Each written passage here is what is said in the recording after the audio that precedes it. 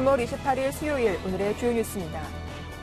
뉴욕 증시가 소폭 하락했습니다. 소비자 심리 지표가 부진한 양상을 보이며 지수 하락을 이끌었는데요.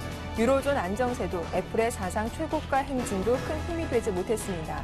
3대 지수는 약 보합에 마감했습니다. 유럽 증시도 하락세로 마감됐습니다. 벤 버냉키 의장의 저금리 발언으로 상승 출발했지만 미국의 경제 지표가 부진하게 발표되면서 약세로 돌아섰는데요. 영국과 프랑스, 독일 모두 약 보합권의 거래를 마쳤습니다.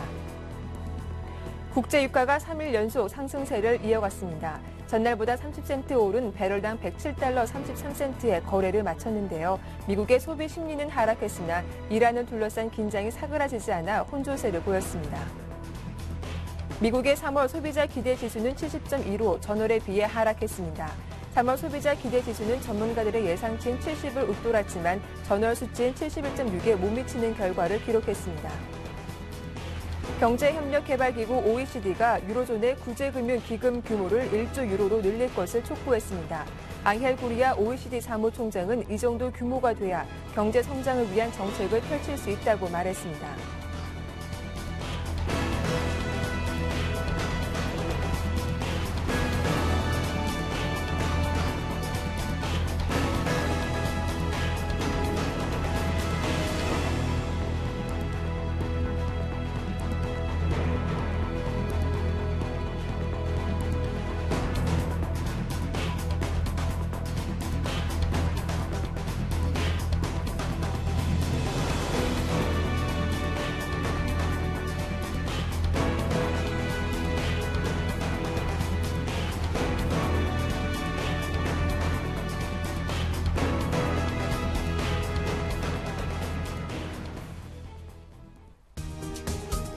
안녕하세요. 굿모닝 대박 예감 박미라입니다. 간밤 뉴욕 증시는 장중 내내 보합권 내에서 눈치 보기 장세를 이어가다가 장 막판 결국 소폭 하락으로 마감을 했습니다. 큰 폭은 아니었죠. 보합권 내에서 조종받는 수준이었는데요. 전날에는 버냉키 의장의 발언이 지수를 상승하게 하는 원동력이 됐지만 오늘은 그 상승 분위기를 끌고 가지는 못했던 하루였습니다. 이날 발표된 경제 지표들 상당히 중요한 변수가 됐었는데요. 마감 상황과 함께 어떤 내용들이 있었는지 지금부터 분석해 보겠습니다. 글로벌 하드쇼 인백스 투자전문의 이현민 본부장과 함께합니다. 안녕하세요. 네, 안녕하십니까. 네, 뉴욕 3대 지수가 모두 소폭 하락으로 마감을 했습니다. 장중에도 보합권 내에서 눈치 보기 장세가 심했었는데 결국 종가상 전날의 상승 분위기를 이어가지는 못한 것 같습니다. 어떻게 마감됐죠? 네, 말씀 주신 대로 전반적으로 좀 약보합 정도의 수준에서 마감이 됐는데요.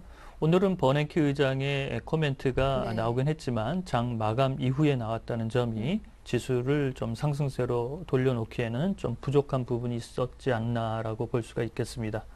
미국의 20대 대도시 케이스 실러 주택 지수가 예상치보다 조금 부진했고요. 3월 소비자 신뢰 지수도 혼조세를 나타나면서 경제 지표의 덕을 좀 보지 못한 그런 흐름이었습니다. 다우지수는 0.33%가 하락한 13,197로 마감을 했습니다. 나스닥 지수도 0.07% 약보합세였는데요. 3,120으로 마감을 했고요.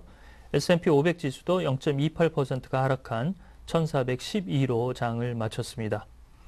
앞서 말씀드린 대로 주택 지표가 다소 부진했고 소비자 신뢰 지수도 예상치는 부합했지만 실제적으로 뚜껑을 열어보니까 기대치만큼 올라오지 못한 부분이 좀 현재 불만이라고 볼 수가 있겠습니다. 종목별로 좀 더 살펴드리면 오늘 뱅크 오브 아메리카가 3.32% 하락을 했고요. 알코아도 1%의 하락세, 캐터필라도 0.63% 하락하는 등 하락세의 종목들이 많이 혼재된 그런 양상이었습니다. 그렇지만 건설업체 레노는 4.6%의 상승세가 나타났고요. 애플도 1%의 상승세는 유지를 했습니다.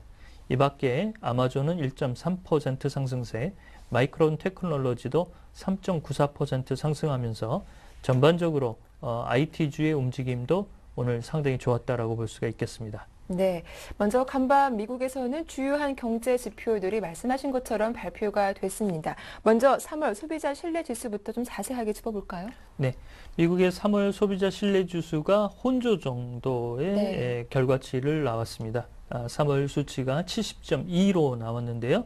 예상치는 70 정도를 예상을 했는데요. 이에 부합한 수치에서 조금 웃돌았다라고 볼 수가 있겠습니다.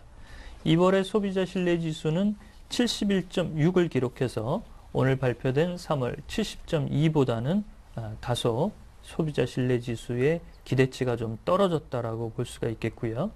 세부 항목으로 경기 여건의 평가 지수는 51을 기록했는데 2월의 46.4보다는 조금 나아졌습니다. 반면에 향후 경기를 가늠하는 경기 전망치의 세부 수치는 83으로 발표가 됐는데요. 2월 수치인 88.4보다도 조금 내려간 수치입니다. 전반적으로 소비자 신뢰 지수는 기대치엔 부합했지만 세부 항목별로는 등락이 좀 엇갈렸다라고 볼 수가 있겠습니다. 네, 다음으로는 미국의 지난 1월 중 주요 대도시 집값이 전월과 같은 수준을 유지했다라는 내용이 발표가 됐습니다. 좀 가파른 집값 하락세가 서서히 안정되고 있는 것이 아닌가 싶기도 한데요. 어떻게 발표됐는지요? 네, 이것도 뭐 좋은 면으로 해석을 하려면 네. 좋은 부분이 좀 있지만 그렇지만 수치를 갖다 놓고 액면 네. 그대로 보기에는 조금 부진한 부분이 함께 혼재되어 있다라고 볼 수가 있겠습니다. 1월 S&P 케이스 실러 주택가격 지수가 0.8% 계절 요인을 감안하지 않은 수치로는 예상치에 부합을 했고요. 계절 요인을 감안한 수치는 전달과 변동이 없는 수치가 발표가 됐습니다. 계절 요인을 감안하지 않은 수치로 보면 전년 동월 대비해서는 3.8%가 현재 하락한 수치가 나왔고요. 12월에 4.1% 하락세보다는 가격 지수의 하락폭은 좀 둔화됐다. 이런 부분이 좀 위안이라고 하겠습니다. 그렇지만 하락세는 현재 5개월 연속 계속되고 있고 2003년 1월 이후에 주택가격의 현재 지지부진한 흐름은 여전히 현재 상존하고 있다고 볼 수가 있겠습니다. 20대 대도시 중에서는 디트로이트의 집값이 조금 더 좋은 흐름이 나타났고요. 그 밖에 덴버나 피닉스 이쪽 지역은 비교적 주택가격의 상승세가 유지가 됐지만 애틀란타 지역은 15%가 1월에 하락하는 등 1월의 하락세도 크게 나타난 지역이 있어서 전반적으로 좋은 점수를 주기에는 조금 어려운 부분이 있었다라고 볼 수가 있겠습니다. 네, 이제 장 마감 이후 발표된 버네키 의장의 발언 좀 자세하게 들여다볼 텐데요. 이 버네키 의장이 미국의 경제 상황이 나아지고 있다라는 거는 인정하면서도 그래도 신중함을 잃지 말아야 한다라고 촉구하기도 했었죠. 이 가솔린 가격 상승으로 추가적인 경기 부양 조치도 배제할 수 없다라고 말했는데 어떤 내용들 좀 발표했습니까? 네, 오늘 장 마감 이후에 버네키 의장이 ABC 월드뉴스의 인터뷰 내용입니다. 네. 이 내용에서 이제 버네키 의장이 역시 유가와 관련된 내용을 현재 짚고 있는데요. 가솔린 가격의 상승세가 물가 불안 요소로 작용이 되고 있고 여전히 고용 관련 지표 이런 쪽의 회복세는 기대만큼 현재 유지가 되고 있지만 이도 속도를 좀 내야 될 것으로 보이고요. 또한 주택가격 지표 이런 쪽은 여전히 부진한 부분이라고 말을 하고 있습니다. 따라서 추가적인 부양 조치는 언제든지 꺼낼 수 있는 부분이라고 얘기를 했는데요. 현재 가솔린 가격은 컬럼비아주를 비롯해서 일부 주는 갤런당 이미 4달러를 넘어서고 있어서 물가 불안 요인으로 현재 대두가 있는 상태입니다. 네, 반면 제임스 블러드 세인트루이스 연방준비은행 총재는 반대 의견을 피력하기도 했습니다.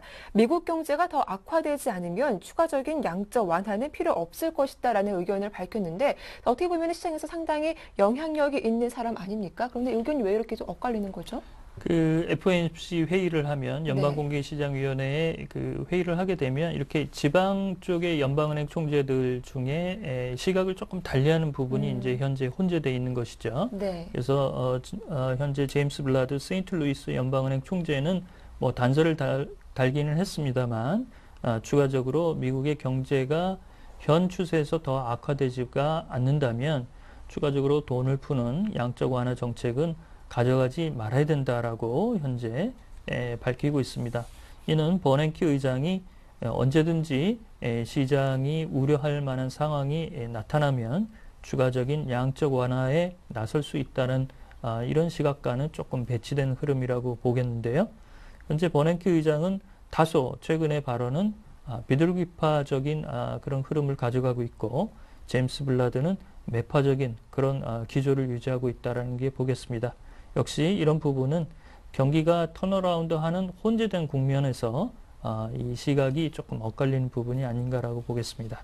네, 이어서 이 윌리엄 더들리 뉴욕 연방준비은행 총재는 이 연방준비제도가 유로존 충격을 막아내기 위한 추가적인 대책은 내놓을 필요가 없다라고 낙관을 했는데, 이 내용은 바로 유로존 위기가 좀 수그러들고 있다라는 것을 의미하는 그런 내용으로 풀이해 볼 수 있는 건가요? 네, 앵커께서 지적하신 부분도 어느 정도 타당한 부분이 있고요. 네. 그 다음에 작년부터 현재 그 ECB, 유럽중앙은행의 현재 이른바 스왑을 통해서 중앙은행에 자금을 공급하는 페드와 ECB의 이런 암묵적인 관계, 이런 점에서 추가적으로 페드가 노력해야 될 부분이 현재로서는 크게 남아있지 않은 것 같다라고 현재 내용을 밝힌 것으로 보입니다.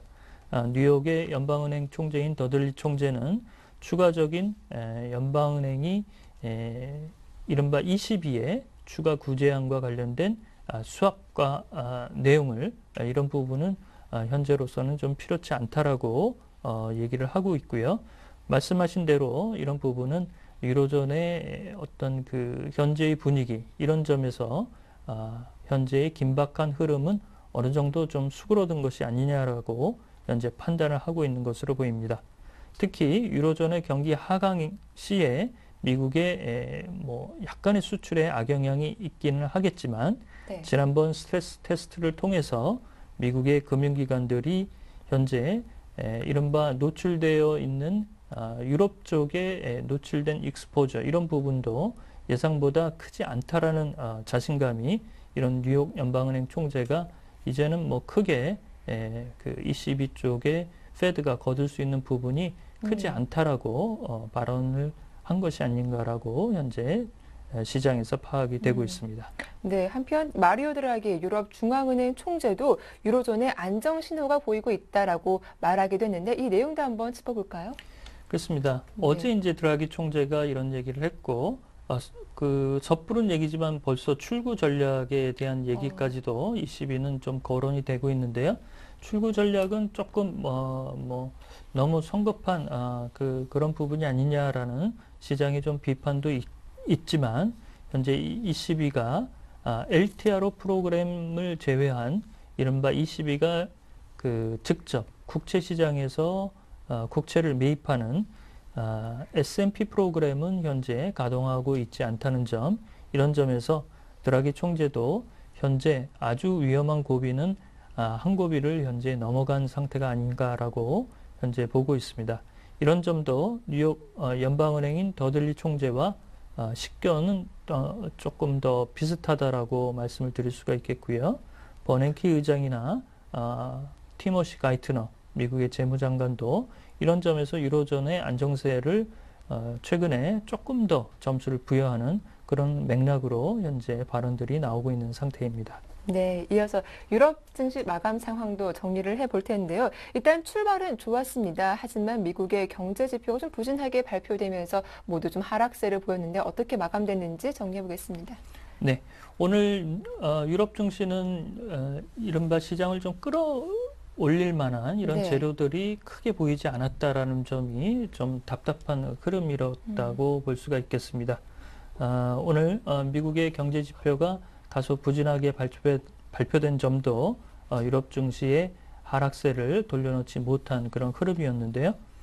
독일의 닥스 지수는 약보합세 정도를 보였습니다.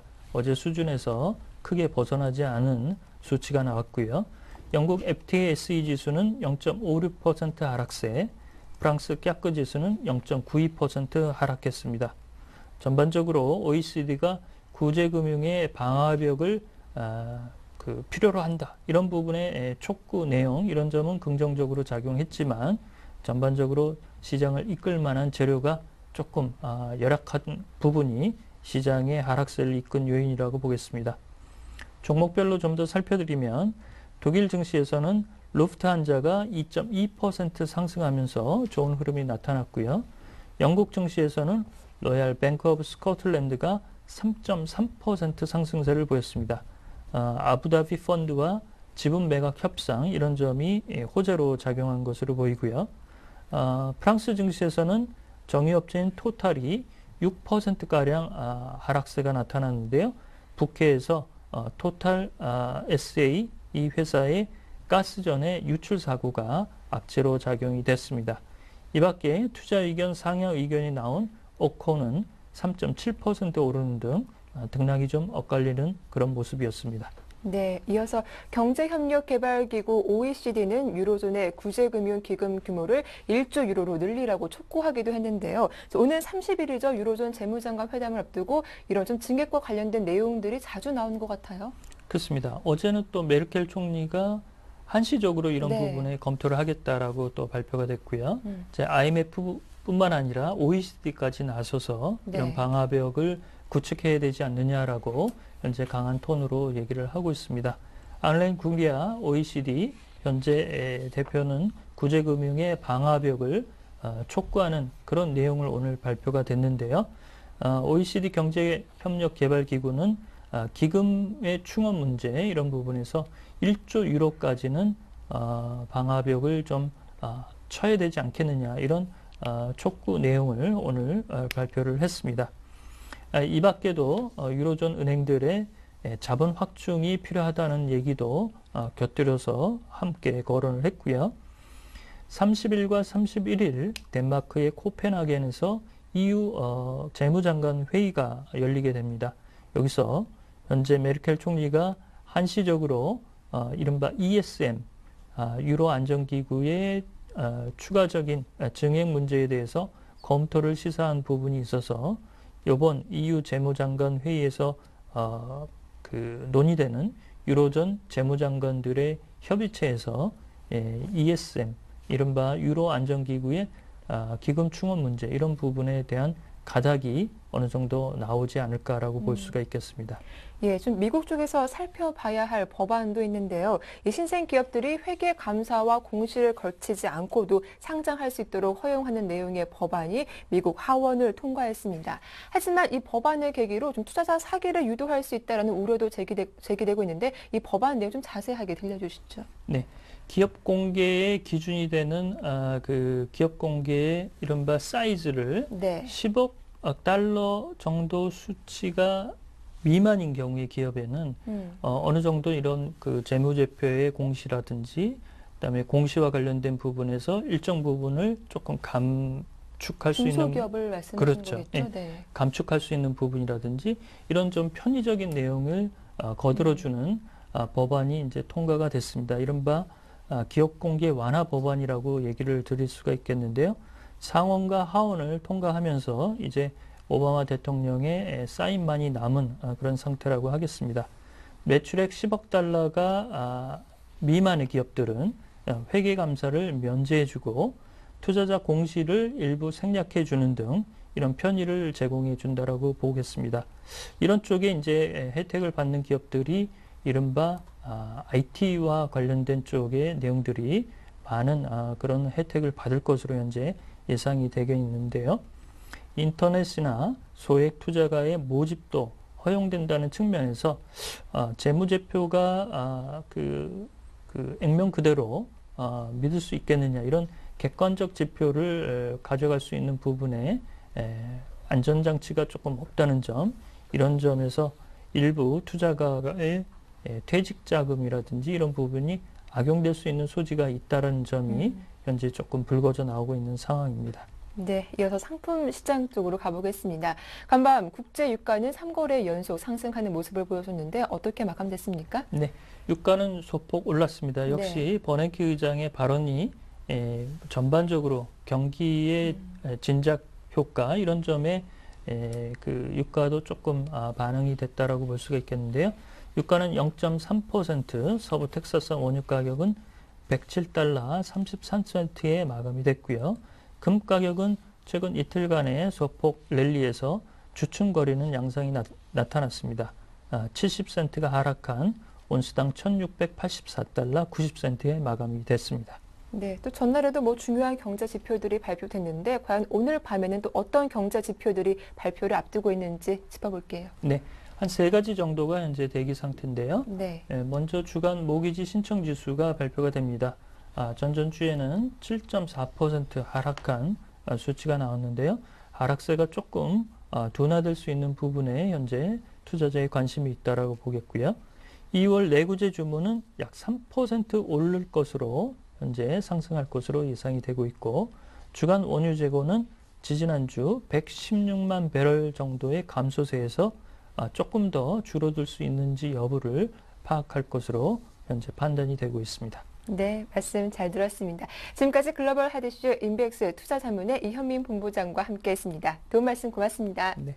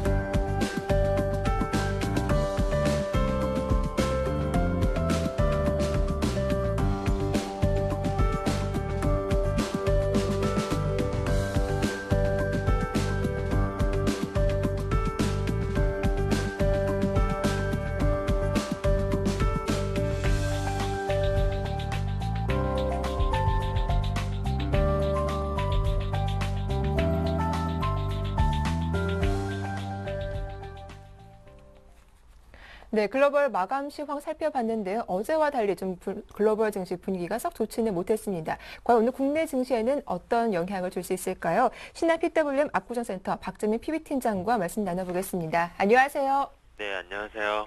예, 이 미국의 경제 지표 탓이겠죠. 큰 호재가 없었기 때문인지 간밤 뉴욕 증시 상승 분위기 끝까지 이어가지 못하고 좀 하락세로 마감을 했는데 오늘 국내 증시 전망은 어떻게 보십니까?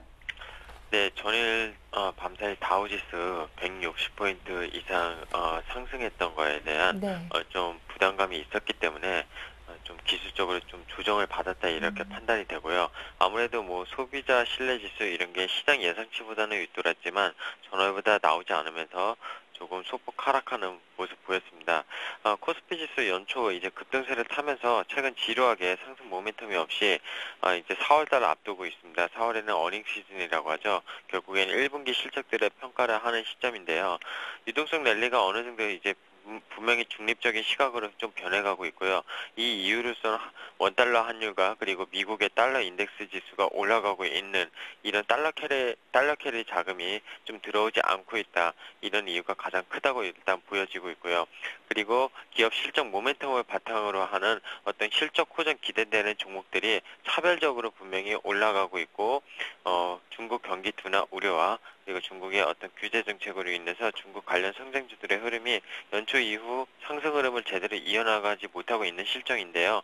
이게 이제 프리 어닝 시즌을 앞두고서는 이 같은 현상이 어느 정도 이제 마무리되는 단계로서 보이고 4월 어닝 시즌 결국 실적 발표와 함께 2분기 기대감 그리고 결국엔 실적지들로 차별화가 더욱 진행이 될 것으로 일단 판단이 되고 있습니다.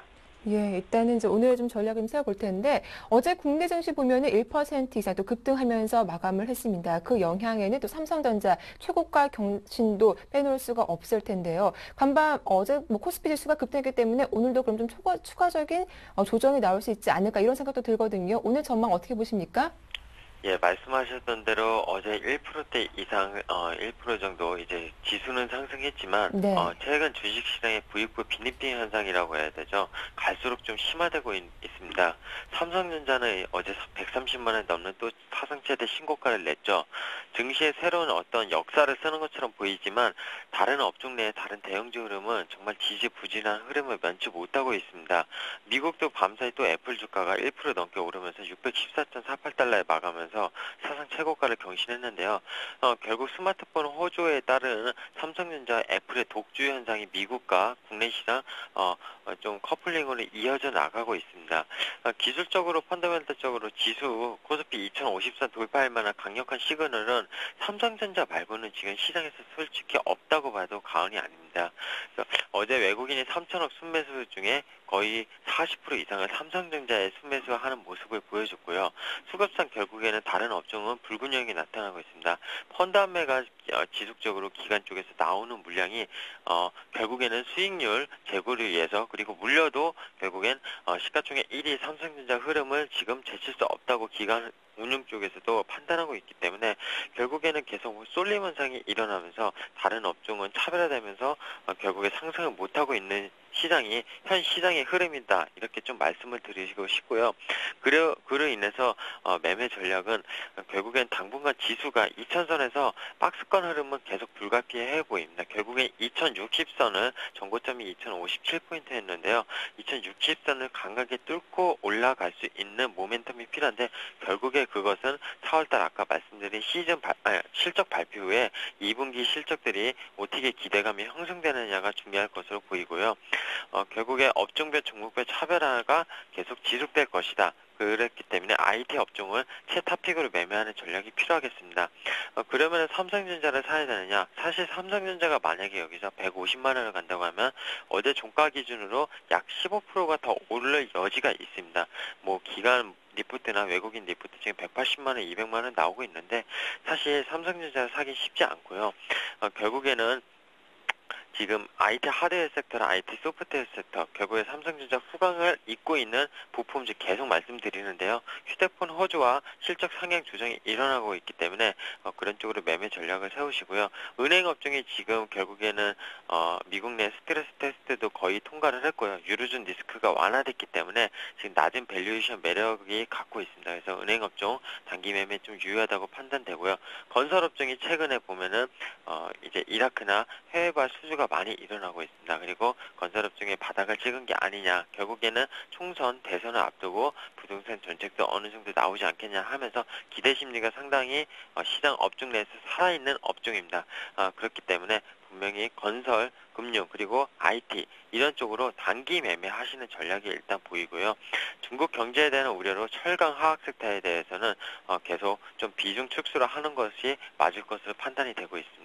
네, 말씀 잘 들었습니다. 지금까지 신한 PWM 압구정센터의 박재민 PB팀장과 함께했습니다. 도움 말씀 고맙습니다. 예, 감사합니다. 예, 잠시 후 이슈앤 이슈가 이어집니다.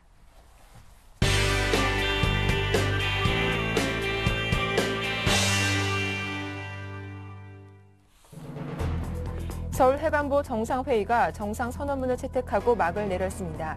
각국 정상들은 핵무기 원료를 제거해 나가면서 핵테러 가능성을 차단하는 내용의 공동선언문을 발표했습니다. 빚을 내 무리하게 주식 투자에 나서는 투자자들이 급증하자 금융당국이 신용융자 보증금 인상카드를 꺼내들었습니다. 미국이 콩고 민주공화국과 인근 10여 개 국가 분쟁 지역에서 생산된 광물에 대한 규제에 나서면서 한국 기업의 적신호가 켜졌습니다. 팀쿡 애플 최고 경영자가 중국에 대한 투자를 확대할 계획이라고 밝혔습니다. 미국에 이어 애플의 두 번째로 큰 시장인 중국을 직접 챙기겠다는 뜻으로 풀이됩니다. 네, 이슈 오늘 순서는 서울경제신문 생활산업부의 조성진 기자와 함께하겠습니다. 안녕하세요. 네, 안녕하세요. 네, 전 세계 이목이 집중됐던 서울 해관보 정상회의 결과물인 서울 커뮤니케가 발표가 됐습니다. 오는 2013년 말까지 고농축 우라늄 최소화를 위한 목표를 수립해 나가겠다는 발표를 했는데 어떤 내용입니까? 네, 지난 26일과 27일 양일간 진행됐던 해관보 정상회의가 어젯밤에 폐막을 했는데요. 네. 회의에 참가한 50개국 정상들은 어젯밤에 그 고농축 우라늄과 플라토늄 그리고 그 고농축 우라늄과 플라토늄의 제거 및 최소화 노력을 위해서 노력을 통해서 핵무기 원료인 핵물질을 제거해 나감으로써 핵테러 가능성에 대해서 핵테러 가능성을 차단한다는 내용의 서울 커뮤니케를 만장일치로 채택했습니다. 서울 커뮤니케는 2010년 11월 부에노스아이레스에서 첫 교섭 대표 회의를 시작한 이래 지난 23일 서울에서 마지막 조율 작업까지 4차례에 걸쳐 실무 접촉을 통해 마련된 것입니다. 커뮤니케는 우선 글로벌 핵안보 체제 구축과 관련해서 핵물질 방호 협약과 핵테러 억제 협약과 같은 핵안보 다자 협력 규범의 중요성을 인정하고 특히 핵물질 방호 협약의 국내 승인 절차를 가속화해서 2014년까지 이 협약 개정안이 발표되기를 추구한다고 밝혔습니다. 또 국제 핵안보 체제에서 국제 원자력 기구를 이행의 중심축으로 인정하고 핵안보 기금에 대한 기여를 자발적으로 증대시켜 나가기로 했습니다. 관심을 모은 핵물질 제거 및 감축과 관련해서는 고농축 우라늄 사용을 최소화하기 위한 자발적 구제 조치들을 2013년 말까지 발표할 것을 장려한다고 밝혔습니다. 현재 전 세계에는 1,600톤의 고농축 우라늄과 500톤의 플라토늄이 존재합니다. 이는 핵무기 12만 6천 개 이상을 만들 수 있는 양입니다. 지난 워싱턴 회의 이후 코뮤니케와는 별도로 우크라이나와 아르헨티나 등 8개 국가에서 480kg을 폐기하거나 반납했고 이번 서울 회의 이후 각국은 공약을 통해서 핵무기 수천 개 분량을 제조할 수 있는 고농축 우라늄을 제거하거나 저농축 우라늄으로 전환하는 공약을 발표했거나 발표할 예정입니다. 여기에는 의료용으로 사용되는 고농축 우라늄을 저농축 우라늄으로 전환하면서 이를 위해 고밀도 저농축 우라늄 연료에 대한 국제 협력을 적극 확산시켜 나간다는 내용도 포함됐습니다. 커뮤니케는 또 후쿠시마 원전 사건 이후 핵 안보와 원자력 안전 중요성과 관련해서 안전하고 방호된 원자력의 평화적 이용을 보장하는 데 도움이 될 수 있도록 두 문제를 일관성 있는 방법으로 다뤄나가기 위해 노력하기로 했다고 밝혔습니다. 이 밖에도 핵물질 불법 거래 방지를 위해 국가들이 국제원자력기구 불법 거래 데이터 시스템 프로그램을 적극 참여하고 인터폴 방사성 및 핵테러 방지팀과 세계관세기구 등과 협조해서 핵물질 및 방사선 물질 거래에 관한 범죄와 개인들에 대한 정보를 공유해 나가기로 했습니다. 네, 다음 내용입니다. 빚을 내 무리하게 주식 투자 나서는 투자자들이 급증하자 금융당국이 신용융자 보증금 인상 카드를 꺼내 들었습니다. 어떤 내용인지 좀 자세하게 들어볼게요. 네, 요즘 코스피 지수가 2,000선을 넘는 등 좀 이렇게 상승 조짐을 보이고 있는데요. 네. 그래서 빚을 내서 주식 투자를 하는 분들이 늘고 있어서 후폭풍이 좀 예상이 되고 있습니다. 그래서 금융감독원과 금융위원회 그리고 금융투자협회가 신용매매관리 기준 모범 기준을 고쳐서 신용융자 최저 보증금 기준을 40%에서 45%로 높이기로 했습니다. 또 투자주의 종목으로 지정되면 5거래일간 신규 신용융자를 전면 중단키로 했습니다. 투자주의 종목이란 투기적이거나 불공정 거래 개연성이 있는 것으로 소수 지점이나 계좌에서 매매가 집중되거나 종가가 급변하고 상한가 잔량이 많을 때 지정됩니다. 지금껏 증권사들은 자율적으로 투자 경고 종목에 한해 신용융자를 제한해 왔습니다. 금투협의 한 관계자는 금융위 금감원 등과의 협의를 거쳐서 현재 신용매매관리 모범 규준 개정 작업을 진행하고 있다면서 이번 주 내로 개정 작업을 마치고 모범 규준 내용을 각 증권사에 통보할 계획이라고 말했습니다. 금융당국이 신용융자 보증금 인상에 나선 것은 코스피 지수가 2,000선을 넘는 등 증시가 상승 조짐을 보이자 빚을 내 무리하게 주식 투자에 나서는 투자자들이 크게 늘면서 후유증을 걱정하는 목소리가 커지고 있기 때문입니다. 실제로 투자자들이 담보 없이 자금을 빌리는 신용융자 규모는 지난 26일 현재 5조 2,890억 원으로 올 들어 8,479억 원이 늘었습니다.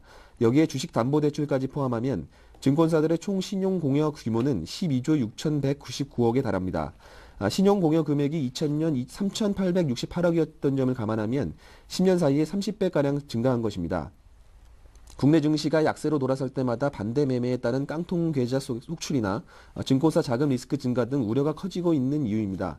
증권사들은 새로운 기준에 곧바로 적응한 모습입니다. 우리투자증권과 한국투자증권은 이미 바뀔 규정을 반영해서 신용융자 최저 보증금 기준을 45%로 올렸고 대신증권이 4월 2일부터 신용융자 최저 보증금 기준을 한 단계 올리기로 발령을 정했습니다. 삼성증권과 하나대투증권, 현대증권, KTB증권 등도 이달 말부터 신용융자 최저 보증금을 인상할 계획입니다. 네, 미국이 콩고 민주공화국과 인근 10여 개 국가 분쟁 지역에서 생산된 광물에 대한 이 규제에 나서면서 국내 한국 기업의 적신호가 켜졌습니다. 과연 국내 기업이 받는 피해는 좀 심각한 건가요? 미국의 그 제품을 수출하는 우리나라 기업들이 콩고에서 나온 그 광물을 사용하지 않았다는 그 입증을 해야 될 처지에 놓여 있는데요. 네. 그렇지 않으면은 미국에 수출을 할 수 없는 그런 뭐 상황도 벌어질 수 있을 것 같습니다. 그 지식경제부에 따르면 미국 증권거래위원회는 상장 기업들의 그 콩고와 그 인근 10여 개 국가의 분쟁 지역에서 생산된 텅스텐, 탈탈륨, 주석, 금을 사용하고 있는지를 보고하도록 의무화할 예정입니다. 지난 2010년 7월 상원을 통과한 도드 프랭크 금융규제 개혁 법안에 기반을 둔 것으로 현재 규제를 시행하기 위한 세부 방안을 마련하고 있고 조만간 세부 규제 방안을 발표할 것으로 전망됩니다. 지금까지는 보고 의미만 있었지만 이들 지역의 광물을 쓰는 업체는 기업의 사회적 책임과 인권 보호 등의 문제로 불매 운동이 생길 수가 있어서 사실상 콩고산 광물이 들어간 제품은 취급하지 않을 것으로 보입니다. 문제는 국내 수출 업체들에게 이를 증명할 책임이 있다는 것입니다. 국내 기업들이 콩고 등지에서 직접 수입해서 쓰는 물량은 미미한 수준입니다. 하지만 유통 과정상 광물의 원산지를 정확히 표시하는 것은 쉽지 않다는 게 우리 정부의 판단입니다. 주석은 전자자동차에, 탈탈륨은 의료기계, 전자, 공업장비 등에 널리 사용됩니다. 지식경제부의 한 관계자는 올마트 등에 납품하는 기업들은 물건에 콩고 등지에 광물이 안 들어갔다는 것을 입증해야 할 것이라며 국내 기업도 해외에서 부품을 들여오는 경우가 많은데 이를 모두 역으로 추적해서 입증해야 하는 어려움이 생길 수 있다고 말했습니다. 상황이 불리하게 돌아가자 우리 정부도 미국의 분쟁 광물 규제에 본격 대응하기로 했습니다. 조석 지경부 2차관은 이날 전자자동차 기기업계 관계자들과 간담회를 열고 미국 분쟁 광물 규제 대응반을 가동하기로 했습니다. 또 지경부는 분쟁 지역에서 나온 광물의 사용 여부를 추적하기 위한 시스템 마련 등 체계적으로 지원할 계획입니다. 지경부 관계자는 국내 기업들의 직접적인 피해는 없지만 원산지를 증명해야 하는 문제가 생길 수 있어서 원산지 추적 프로그램 등을 지원하는 방안을 검토 중이라면서 중소기업들의 피해가 생길 수 있는 만큼 홍보와 담당자 교육을 병행하겠다고 설명했습니다. 네. 팀쿡 애플 최고 경영자가 중국을 방문해 대규모 투자 확대라는 선물 보따리를 풀었습니다. 중국과 좀 마찰이 있었는데 소식 전해주시죠. 네, 그 외신들에 따르면 팀쿡 CEO가 최근에 중국을 방문해가지고 대규모 투자를 하겠다는 내용을 발표한 것으로 보도가 됐습니다. 블룸버그 통신은 올해 초 중국에서 아이폰 4S를 처음 내놓은 후에 시장의 반응을 살피던 쿡 CEO가 중국을 전격 방문한 것은 결국 시장 확대를 위한 것이라며 애플이 차이나 모바일을 통해 중국에 아이폰을 공급하려는 계약을 마무리 짓기 위해 방문했을 것이라고 보도했습니다. 통신은 이어 현재 차이나 유니콤과 차이나 텔레콤을 통해서만 중국에서 아이폰을 판매하고 있지만 시장 점유율을 끌어올리기 위해 차이나 모바일 칩과 만났을 가능성이 높다면서 이번 방문은 쿡 CEO가 중국을 얼마나 중요하게 생각하는지를 보여주는 것이라고 분석했습니다. 애플 중국 지사의 캐롤린 우 대변인도 쿡 CEO가 베이징에서 만난 중국 관료들에게 대규모 투자 계획을 설명했다고 밝혔습니다. 그러나 구체적인 투자 규모와 방문 일정, 그 이유에 대해서는 밝히지 않았습니다. 중국 시장에서 아이폰에 대한 관심은 폭발적인데요. 아이폰의 공급 부족 현상이 되풀이되면서 사재기와 밀수입이 극성을 부리고 있습니다. 이 같은 인기의 그 애플의 매출은 확대로 이어지고 있는데요. 지난해 애플의 총 매출 가운데 11.5%가 중국에서 나왔습니다. 2009년보다 매출이 16배 넘게 성장하면서 미국을 제외한 최대 시장으로 중국이 부상했습니다. 그러나 애플은 2008년 중국 산리툰에서 매장을 처음으로 연 이후에 베이징에 2곳, 상하이에 3곳, 홍콩 1곳 등 총 6개 매장만을 운영하고 있습니다. 애플에게 중국은 중요한 시장으로 떠올랐지만 한편으로는 해결해야 할 여러 골칫거리들도 산적해 있습니다. 월스트리트저널은 아이패드 상표권을 두고 계속되고 있는 중국 프로뷰와의 법정 공방과 하청업체인 팍스콘의 열악한 근무 환경 문제들이 쿡의 중국 방문을 결정하게 된 배경이라면서 중국 시장 확대와 각종 문제 해결이라는 두 마리 토끼를 잡기 위해서 직접 쿡 CEO가 나선 것으로 보인다고 밝혔습니다. 네, 말씀 잘 들었습니다. 지금까지 서울경제신문 생활산업부의 조성진 기자와 함께했습니다. 도움 말씀 고맙습니다. 네, 감사합니다. 자, 이어서 어제장 국내 시장 마감 상황 살펴보고 오늘장 전략도 세워보겠습니다.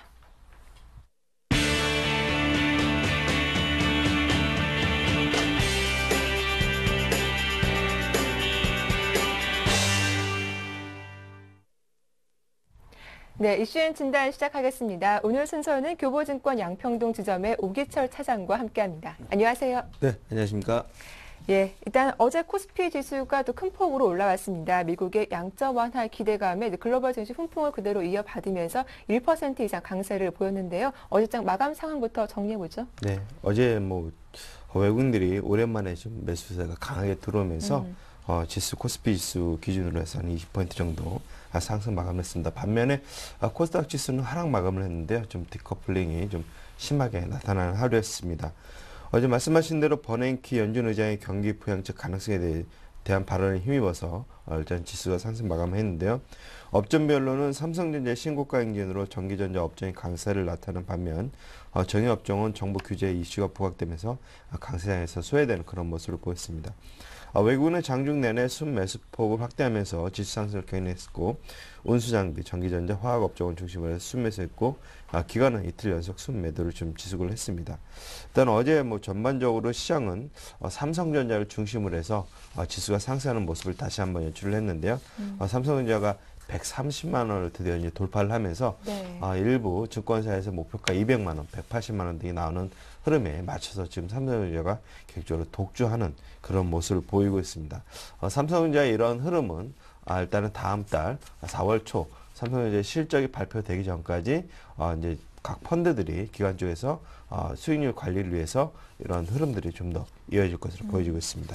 네, 말씀하신 것처럼 삼성전자 어제도 사상 최고가 경신하면서 코스피 지수 상승 좀 견인했다 해도 과언이 아니기도 할 텐데 어제장 좀 눈여겨볼 만한 게 외국인과 기관이 오랜만에 운수 장비 좀 자동차 업종 사들이기도 했더라고요. 어제장 강세 업종도 좀 살펴볼게요. 네, 어제 강세 업종 같은 경우 보기에는 자동차의 현대모비스, 현대차 네. 등이 일단은 외국인과 기관이 동반 매수를 하면서 좀 상승을 보였고요. 전기전자 업종, 삼성전자, LG에너텍, LG전자, LG디스플레이 등이 일단 좋은 흐름을 보였습니다. 특히 LG디스플레이 같은 경우 애플과 10억 달러 선수금 계약 및 1분기 실적 모멘텀이 지속된다고 하면서 흐름이 좋았고요. 어제 이제 비철금속 관련주 이제 가격 상승 전망과 낙폭과대로 고려 아연, 풍산 등이 좀 강세를 나타내는 그런 흐름을 보였습니다. 특징주로 보게 되면 어제 이제 한국가스공사가 이제 해외 이제 모잠비크죠. 대형 가스전을 추가 발견했다는 소식에 힘입어서 무려 11%나 급등하는 그런 모습을 보였습니다. 어제 이제 클라우드 관련 종목들도 어제 급등을 보였는데요. 소셜 네트워크 게임 업체들의 트래픽 급증으로 클라우드 서비스가 대응적으로 이제 부각된다는 그리고 또한 이제 클라우드 컨퍼런스 개최 소식과 맞물려서 효성 ITX가 상한가에 들어가면서 KNIS도 13% 정도 상승을 하는 그런 모습을 보였습니다. 개별적으로는 이제 RF세미가 이제 7.7% 정도 상승했는데요. 다양한 IT 기기의 음성인식 기능이 기본 탑재되어 세계 1위 기업으로 이제 직접적인 수혜가 가능하다는 그런 분석이 나오면서 상승했고요. 반면에 약세 종목으로는 이제 가입자 확보 경쟁이 심화가 된다는 그런 분석이 나왔던 통신업종, LG 플러스, SK텔레콤 등이 하락하는 그런 모습을 보였습니다.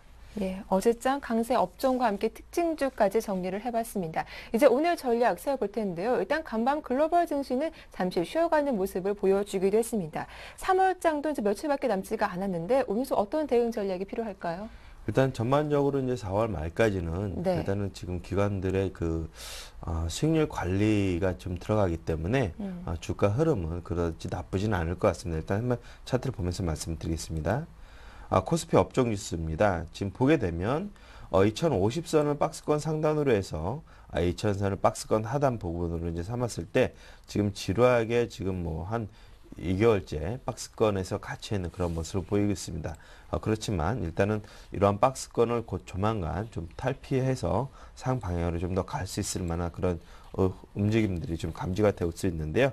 일단 해외 차트를 한번 보겠습니다. 일단은 S&P 기준으로 해서는 미국에서는 벌써 이미 박스권이 아니죠. 일단은 신고가를 계속 내고 있는 그런 상황이고요. 일본 같은 경우도 얼마 전에 만원을 돌파를 해서 지난 금융위기 때 이전 수준으로 이미 올라선 그런 모습을 보이고 있습니다. 다만 좀 주의를 하셔야 될 것이 제가 이제 중국 차트를 좀 보면서 말씀을 드렸었는데요. 지금 상당히 좀 중요한 시점까지 와 있습니다. 일단은 2350선이 상당히 좀 중요한 점이라고 말씀을 드렸는데 이제 이 자리에서 더 밀릴 곳이 별로 없습니다. 이제 이 자리에서 밀리지 않고 반등이 나야만 국내 시장도 탄력을 받아서 박스권을 이제 상승 돌파하는 그런 시도 흐름이 나올 것 같기 때문에 일단 4월 1일 날 중국의 이제 PMI 지수가 발표될 때를 맞춰서 일단 중국 시장도 어떻게 될지 좀 눈여겨 보시면서 대응을 하셔야 될 것 같습니다. 이런 흐름들 본다고 할 때 지금 삼성전자가 계속해서 독주를 펼치고 있습니다. 그래서 종목별 변동성도 좀 심화에 좀 주의를 보이셔야 될 것 같습니다. 삼성전자가 올라갈수록 거기에 대한 시가총액 비중이 커지고 거기에 따라서 여타 이제 종목군들에 대한 매도가 이루어지기 때문에 삼성전자가 올라갈수록 여타 종목별들 이런 쪽은 좀 별로 안 좋을 가능성이 있기 때문에 그 점은 좀 유의를 하셔야 될 것 같습니다. 대표주 중심의 저점 분할 매수 관점을 유지하시고요. IT를 중심으로 해서 강의 매력이 높은 은행, 자동차 업종도 좀 관심을 갖고 대응을 하셔야 될 것 같습니다. 예, 그렇다면 좀 오늘 눈여겨볼 만한 업종별 테마 다시 한번 좀 꼼꼼하게 짚어봐 주시죠. 일단은 뭐 오늘 그 가지고 나온 업종은 역시 IT 부품 업종인데요. 먼저 네. 그걸 보시기 전에 삼성전자를 한번 보시겠습니다. 삼성 주가가 흐름이 지금 그 작년 8월 달 67만 원에서 131만 원까지 와 있습니다. 지금 만약에 이 자리에서 두 배를 곱한다고 하면 한 134만 원 정도가 될 텐데요. 그 자리가 곧 오지 않을까 싶습니다. 일단 뭐 140만 원 정도가 이제 뭐 단기적으로 고점이 좀 되지 않을까. 일단은 4월 초 이제 삼성전자 실적이 발표되기 전까지는 이러한 전체적인 시장 흐름이 삼성전자를 중심으로 해서 이루어질 텐데, 그럼 관련된 업종들, 관련된 부품 업종들, 특히 삼성의 직접적인 수혜를 받는 종목군들은 꾸준하게 좀 관심을 가지셔야 될 것 같습니다. 왜냐하면 삼성전자가 계속해서 사상 최대의 실적을 이루고 있기 때문에 그 관련된 부품 업체들은 역시 따라서 실적이 좀 좋아질 것 같습니다. 그래서 오늘 삼성전자에 관련된 스마트폰 부품 관련주 중에서 오늘 우주 일렉트로라는 정보를 하나 소개를 해드리도록 하겠습니다. 우주 일렉트로라는 종목은 스마트폰용 초정밀 커넥터 생산 업체인데요. 초정밀 커넥터는 스마트폰 등 휴대폰과 LCD 패널에 회로 교판을 연결하는 부품입니다. 두께가 1mm 이하인 기술 집약적인 제품인데요. 과거에는 일본의 이제 그 파나소닉 등 일본 부품 업체가 거의 독점하던 상품 제품인데, 이런 제품을 우주 일렉트로가 작년에 처음으로 삼성전자의 그 국내 기업으로는 처음으로 납품업체로 선정이 됐습니다. 이런 업체의 이 기술력인 만큼 일단은 좋은 흐름을 좀 이어질 수 있을 것 같은데요.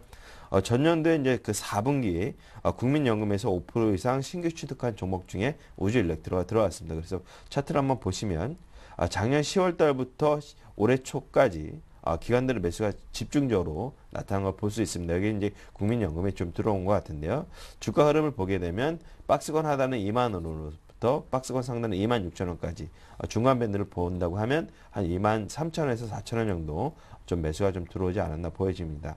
지금 현재는 박스권 상단은 2만 6천 원에서 일단은 지금 저항을 약간 받고 있는데, 이 점을 돌파를 한다고 하면 새로운 시세도 분출이 가능하다. 이런 근거는 최근에 그 실적 악화의 주범이었던 스마트폰 커넥터에 완벽하게 대응을 하면서 휴대폰 커넥터가 정상화에 좀 들어갔고요. 여기에 맞춰서 사상 최대 실적이었던 2009년도 실적을 좀 수준을 회복할 것으로 보여지고 있습니다. 이런 측면들 본다 그러면 일단 우주 일렉트로 박스권 상향을 돌파를 하면서 새로운 고점이 좀 나올 가능성을 좀 염두해 주시고 접근하시면 좋을 것 같습니다. 네, 실적 발표 전까지 삼성전자의 실적 수혜가 예상되는 관련 부품주 관심을 가져보자라는 이야기 들려주셨습니다. 지금까지 이슈앤 진단 교보증권 양평동 지점의 오기철 차장과 함께했습니다. 두 말씀 고맙습니다. 네, 감사합니다. 네, 굿모닝 대박 예감 1부 순서는 여기까지입니다. 잠시 후 2부에서는 신창환 대표와 함께 오늘장 전망해보고 종목별 대응 전략도 살펴보겠습니다. 잠시 후 2부로 인사드릴게요. 고맙습니다.